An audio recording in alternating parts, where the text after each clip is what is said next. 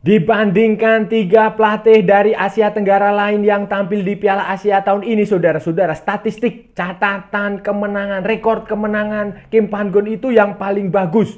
Hampir 70%, saudara-saudara, hampir 70% sejak melatih Malaysia tahun 2022. Ini angka yang sangat jauh jika dibandingkan Sintayong yang baru melatih Indonesia sejak 2020. Jadi jauh, saudara-saudara. Halo saudara-saudara, jumpa lagi dengan komentator gadungan di sini dengan komentator yang gadungan. Seperti biasa, saudara-saudara, seperti biasa, kalau kita sudah bertemu, pasti akan ada yang kita bicarakan, akan ada yang kita perbincangkan, akan ada yang kita cakap, kita bacotin, kita ulas, kita analisis tentang sepak bola di seputaran Asia Tenggara, di negara-negara tetangga, negara-negara jiran, negara-negara serumpun, Indonesia, Malaysia, Thailand, Vietnam, Laos, Myanmar, Brunei Darussalam, Timor Leste, Kamboja, Filipina, Singapura, Wakanda, Konoha, negara api, negara angin, dan sekitarnya. Semua akan kita bicarakan secara fair, secara jujur, secara adil, tanpa ada kepentingan politik, tidak ada muatan penghinaan maupun provokasi, baik yang sudah lama maupun yang terkini, berdasarkan fakta dan bukan klaim. Bebas, saudara-saudara, bebas, bebas, bebas, bebas, bebas. Yang penting sopan. Dan hari ini, saudara-saudara, hari ini kita akan bicara tentang Piala Asia lagi. Piala Asia, tetapi kita akan membandingkan catatan statistik. Statistik 4 pelatih sepak bola di Asia Tenggara yang peserta Piala Asia.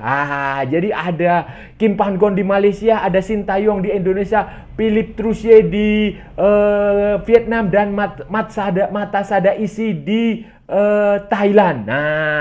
Persentasenya ternyata lebih bagus.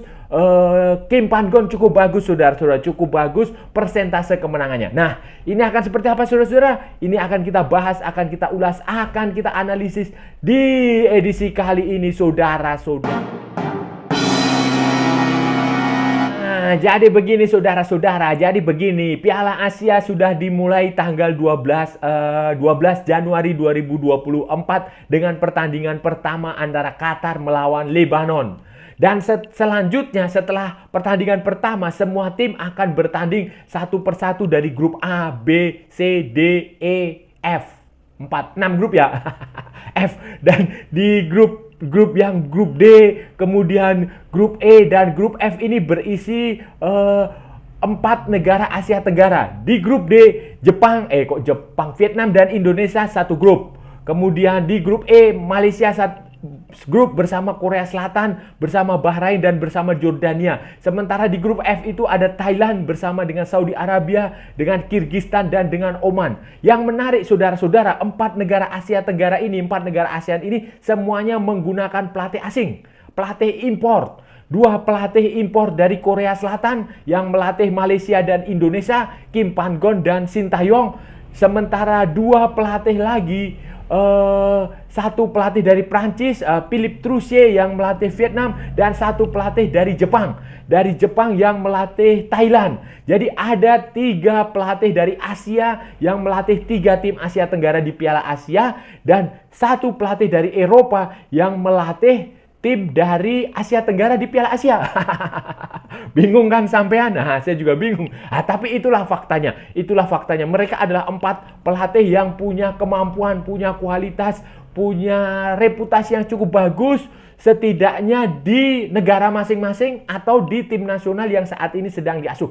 Kita nggak bisa membandingkan satu dengan yang lainnya berdasarkan kemampuan di lapangan, sudah. Kita hanya bisa membandingkan statistiknya saja karena jarang bertemu kan. Kim Pan-gon juga menurut saya belum pernah bertemu dengan Sintayong bersama Malaysia dan Indonesia. Kemudian Philippe Troussier juga belum pernah bertemu dengan Kim Pan-gon, belum pernah bertemu dengan Sintayong. Yang pernah bertemu hanya Indra Syafri. Begitu pula apalagi Matasada Isi yang baru satu pertandingan dengan Thailand. Yang bisa kita bandingkan adalah statistiknya, saudara-saudara. Statistik kemenangan, walaupun itu juga nanti tidak apple to apple karena Sintayong dan Kim Pan-gon itu sudah punya catatan pertandingan yang banyak, sementara Philipp Trusia itu sedikit, kurang di bawah 10, apalagi Matasada isi. Saudara-saudara, kalau kita membandingkan statistik kemenangan, maka yang paling bagus adalah Kim Pan-gon, saudara-saudara. Kim Pan-gon itu punya persentase kemenangan. Punya persentase kemenangan itu mencapai 64,29%. Nyaris 70% ya. Ya masih jauh sih 70%. Tetapi itu 64,29. Sejak pertama kali dia ditunjuk melatih tim nasional Malaysia itu tanggal 21 Januari 2022. Sampai sekarang, saudara-saudara. Dan dia memimpin Malaysia, memimpin Harimau Malaya itu pada 28 pertandingan.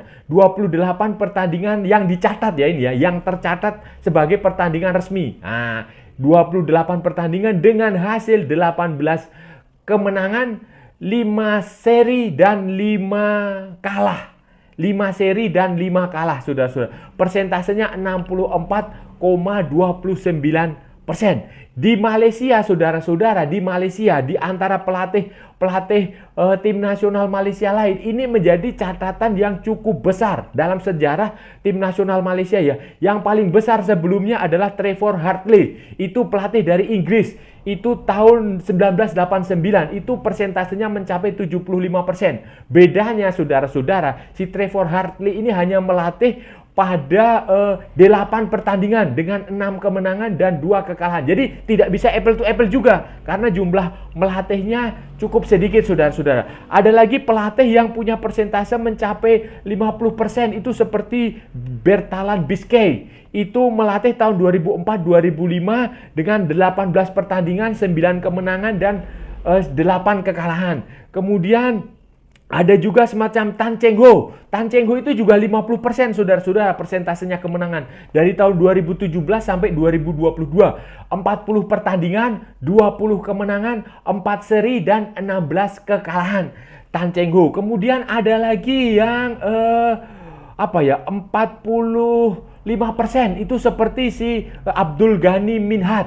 Itu tahun 1969, itu 11 pertandingan, 5 kemenangan, 2 seri, 4 kekalahan. Itu saudara-saudara. Ada lagi 45,45%. Itu Wan Jama' Wan Hasan. Tahun 1996, 1997, 22 pertandingan, 10 kemenangan, 6 seri, dan 6 kekalahan. Tetapi dibandingkan dengan pelatih dari Asia Tenggara lain yang ikut Piala Asia kali ini, saudara-saudara, persentase Kim Pan-gon memang sangat besar, amat sangat besar. Kemenangan Kim Pan-gon dengan Malaysia ini, dengan Harimau Malaya ini lebih bagus dari catatan kemenangan Sintayong dengan tim nasional Indonesia. Walaupun Sintayong melatih lebih lama di Indonesia dibandingkan Kim Pan-gon di Malaysia. Sintayong itu ditunjuk itu tanggal, kalau nggak salah itu ya, 1 Januari 2020 dia mulai melatih di tim nasional Indonesia senior, tim nasional Indonesia U19 waktu itu U20, dan tim nasional Indonesia U23. Tetapi yang kita bahas adalah tim senior karena yang tampil di Piala Asia ini adalah tim senior. Dan sejak melatih Indonesia pada tanggal 1 Januari 2020 itu, saudara-saudara, persentase Sintayong itu hanya 47,73%. Sampai pertandingan terakhir itu kemarin melawan Iran, saudara-saudara, yang Indonesia dibantai 0-5. Itu persentasenya hanya 47,73%. Dari 44 pertandingan yang dijalani bersama tim nasional senior Indonesia di pertandingan resmi yang tercatat FIFA ya, baik tier 1 maupun tier 2, itu Sintayong hanya menghasilkan 21 kemenangan, 10 hasil imbang, dan 13 kekalahan, saudara-saudara. 13 kekalahan. Kekalahan itu ya termasuk yang paling baru pertandingan yang melawan Iran itu. Tetapi tampaknya pertandingan melawan Iran tidak dicatat karena itu adalah pertandingan tidak resmi, sparring partner. Begitu pula dengan kekalahan melawan Libya di pertandingan pertama. Yang dicatat adalah pertandingan melawan Libya di pertandingan kedua. Jadi ya Anda cukup beruntung, Pak Sintayong. Kekalahan resmi di pertandingan resmi FIFA Internasional Tier 1 itu yang terakhir itu ya ketika melawan Irak, saudara-saudara. Dan setelah itu kan melawan Filipina adalah skornya imbang. Jadi persentase dengan 47,73% ini ya menurut saya ya tidak terlalu baik juga tidak terlalu jelek, ya jelek saudara-saudara. Setelah Sintayong, saudara-saudara, persentase yang cukup jelek juga dihasilkan Philippe Troussier bersama dengan tim nasional Vietnam. Tim nasional Vietnam, saudara-saudara. Philippe Troussier ini baru, kalau dia melatih Vietnam baru ditunjuk itu tanggal kalau nggak salah ya 1 Maret 2023. Pelatih dari Prancis. Dia pernah sebelum bersama Vietnam, dia pernah 2 kali melatih di Piala Asia bersama Jepang tahun 2000 di Piala Asia 2000 di Lebanon, dan kemudian dengan Qatar di Piala Asia 2004 di Cina. Nah, sekarang ini bersama Vietnam di Piala Asia 2023 yang bergeser menjadi 2024 di Qatar. Ini berarti adalah Piala Asia ketiga Philippe Troussier. Dan sejak menangani Vietnam, dia tidak hanya menangani Vietnam senior tetapi juga Vietnam U23. Per statistik dia juga tidak terlalu bagus, saudara-saudara. Dari 9 pertandingan resmi yang tercatat di FIFA, di tier 1 maupun tier 2, Philippe Troussier ini hanya menghasilkan 4 kemenangan dan 5 kekalahan. Jadi dia belum pernah seri. Kalau tidak kalah ya menang. Catatannya jelek, hanya 4 kemenangan dari 9 pertandingan dan 5 kekalahan. Persentasenya adalah 44,44%. Jelek sekali, saudara-saudara. Yang tak kalah jelek itu juga adalah Matasada Isi. Matasada Isi ini dia persentasenya 0% karena dia baru ditunjuk menjadi pelatih Thailand itu 12 Desember 2023 yang lalu, saudara-saudara, dan baru menjalani 1 pertandingan melawan Jepang B itu tanggal 1 Januari 2024. Dan hasilnya langsung kalah 0-5, saudara-saudara, melawan Jepang B yang diperkuat oleh pemain-pemain dari J-League. Tidak ada pemain abroad, tidak ada pemain dari Legion Eropa, tidak ada pemain yang bermain di luar negeri, dan hasilnya kalah. Persentasenya 0. Jadi ya kita tidak bisa apple to apple membandingkan lah, tapi kita bisa menilai statistiknya. Saudara-saudara, sebenarnya jika Thailand tidak buru-buru menunjuk Masatada Isi ini, saudara-saudara, persentase kemenangan pelatih sebelumnya Mano Polking ini sebenarnya cukup bagus, saudara-saudara. Mano Polking melatih Thailand sejak 2021, saudara-saudara, dan catatannya juga bagus. Bahkan sebelum Sintayong bekerja di tim nasional Indonesia, lebih lama Sintayong melatih di Indonesia daripada Mano Polking. Dan catatannya juga bagus, persentasenya mencapai 56,76%. Mano Polking ini pelatih dari Brasil yang berdarah Jerman. Pokoknya dia punya paspor Jerman dan Brasil. Mano Polking, Alexandre Polking. Ini dia melatih pada 37 pertandingan Thailand di semua ajang ya, saudara-saudara ya. Dan menghasilkan 21 kemenangan, 8 kekalahan, dan 8 hasil imbang. 8 kali seri. Sebenarnya catatan cukup bagus. Sebenarnya ya, Mano Polking ini dilanjutkan saja menurut saya dilanjutkan aja sampai Piala Asia. Ya, kontraknya diperpanjang sebulan atau 2 bulan lah. Itu seharusnya seperti itu, tetapi ya nggak tahu ya. Karena kalau begini ini terlalu beresiko, saudara-saudara. Masatada Isi hanya 1 bulan, praktis hanya 1 bulan melatih, kemudian ada beberapa pemain Thailand yang tidak bisa bergabung karena ditahan klubnya. Kemudian ada sejumlah pemain senior yang cedera. Saya nggak yakin Thailand akan bisa sukses di Piala Asia 2023 dengan pelatih Masatada Isi. Walaupun Masatada Isi ini pelatih yang cukup sukses di Liga Thailand. Dia sukses di salah satu klub di Thailand. Dia cukup sukses lah, saudara-saudara. Dia bersama Buriram United itu dia cukup sukses. Kemudian dulu waktu di Kashima Antlers sebagai pelatih itu juga dia cukup sukses. Tetapi kan untuk Piala Asia kan dia butuh waktu. Seharusnya kemarin Mano Polking saja yang bekerja untuk Thailand. Kalau begini kan bisa susah, saudara-saudara. Thailand bisa gagal. Apa maknanya, saudara-saudara? Maknanya persentase kemenangan itu. Maknanya ya tidak ada maknanya.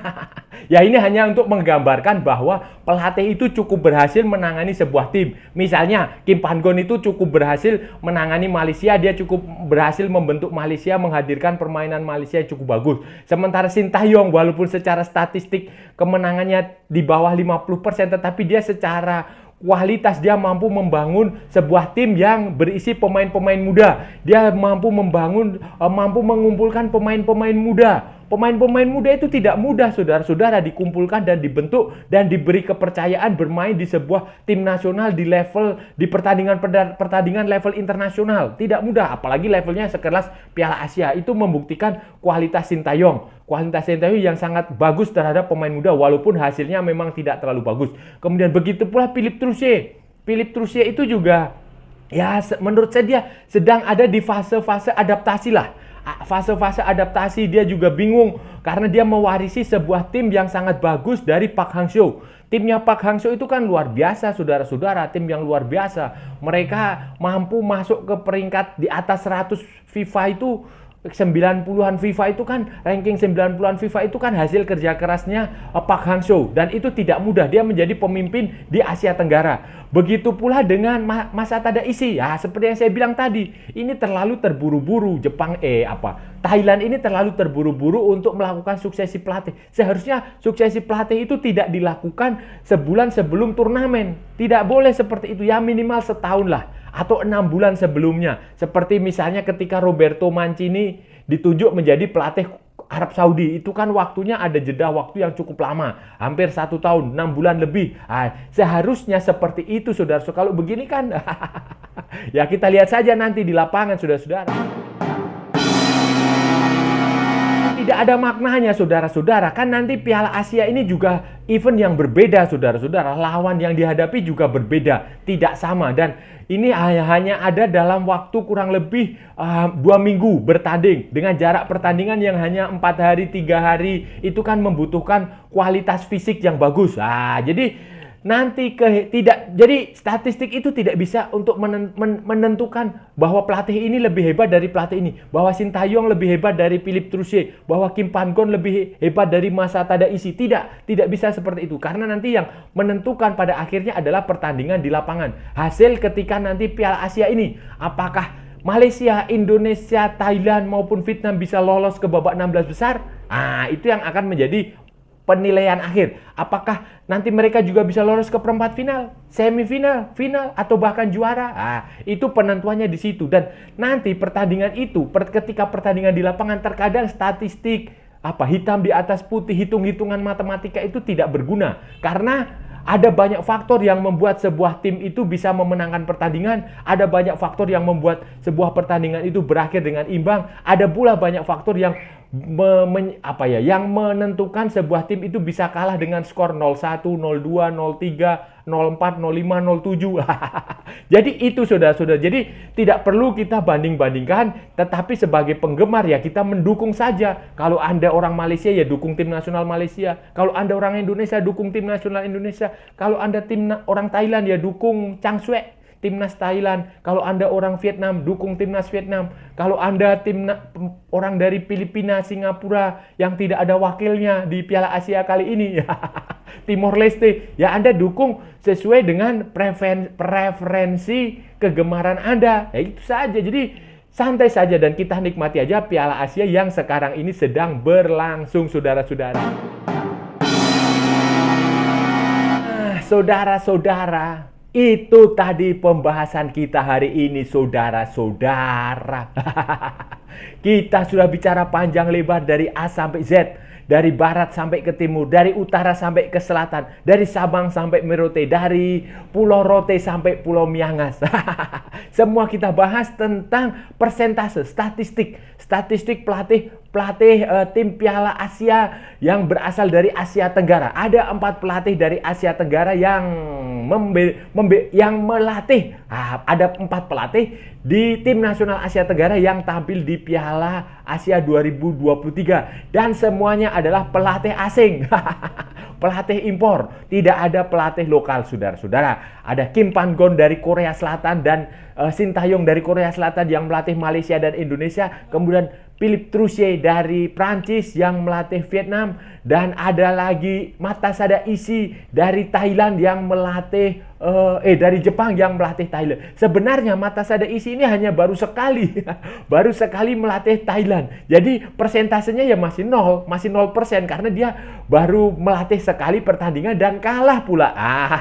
Pelatih sebelumnya adalah Mano Polking Yang punya catatan sebenarnya cukup bagus, saudara-saudara. Persentasenya mencapai 56,76%. Nah, 37 pertandingan, 21 kemenangan, 8 seri, dan 8 kalah. Tetapi setelah kekalahan Thailand di kualifikasi Piala Dunia 2026, Mano Polking dihentikan. Tidak diperpanjang kontraknya karena kontraknya kan berakhir 31 Desember, walaupun sebenarnya ada komitmen untuk melanjutkan setelah Piala Asia. Tetapi dengan kekalahan di kualifikasi Piala Dunia, 1 kalah 1 menang, dia langsung diputus. Dan sekarang Mata Sadaisi ini hanya punya waktu beberapa minggu saja minggu untuk memimpin Thailand di Piala Dunia. Jadi persentasenya tidak bagus. Kemudian persentase yang paling bagus adalah Kim Pan-gon dengan hampir 70% lah, saudara-saudara, 64,29%. Kemudian Shin Tae-yong itu dengan 47,73%, dan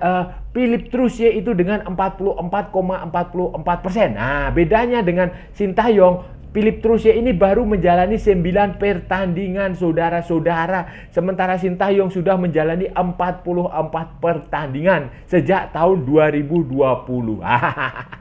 Dan saya rasa sudah cukup ya, saudara-saudara, pembahasan kita hari ini. Kalau ada salah-salah ya mohon maaf, namanya juga gadungan. Tetapi kalau benar, saudara-saudara, berarti sebuah kebenaran. Kalau saudara-saudara merasa channel ini bermanfaat, berguna, menghibur, menginspirasi, silahkan like, share, and subscribe. Tapi kalau tidak, saudara-saudara, abaikan saja, skip, jangan ditonton, tetapi jangan juga di-report. Kasihan saya, saudara-saudara. Ikuti juga akun media sosial Komentator Gadungan, ada di Instagram, ada di Facebook, ada pula di TikTok. Oke, saudara, sampai bertemu lagi di edisi berikutnya dengan tema-tema yang jauh lebih tidak bermanfaat, dengan tema-tema yang jauh lebih konyol, dengan tema-tema yang jauh lebih membagongkan. Salam olahraga dan merdeka.